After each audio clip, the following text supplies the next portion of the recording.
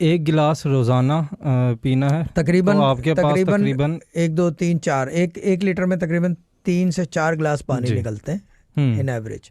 تو کم سے کم بھی 3 لیٹر پانی رکھ لیں, ٹھیک ہے نا. اور اس پانی کو جو ہے یہ جو براڈ اسپیکٹرم دم کر رہے ہو نا, میں ایک بات بتا دوں, یہ بچوں کو بھی پلا سکتے ہیں بغیر کسی وجہ کے کہ بیمار نہ پڑے.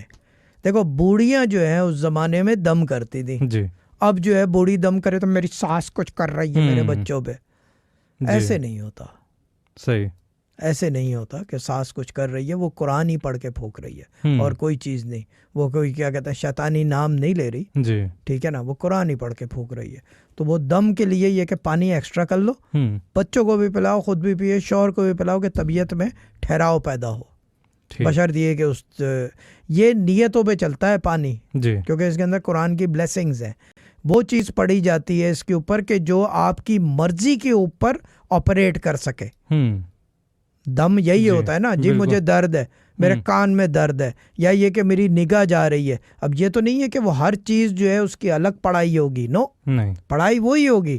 تو اونلی تھنگ از کہ اس کے افیکٹونیس میں فرق آئے گا کہ جس چیز کی نیت کی جائے گی, کہ یہ پانی اس لیے پی رہے ہیں کہ ان کا غصہ ٹھنڈا ہو, یا انڈا ہضم ہو جائے, یا انڈے میں سے بدبو نہ آئے, ابلے ہوئے انڈوں سے پیٹ کے اندر سے ڈکارے نہ لیں گے, اس طرح کی چیز. تو آپ کرو نا, آپ کرو.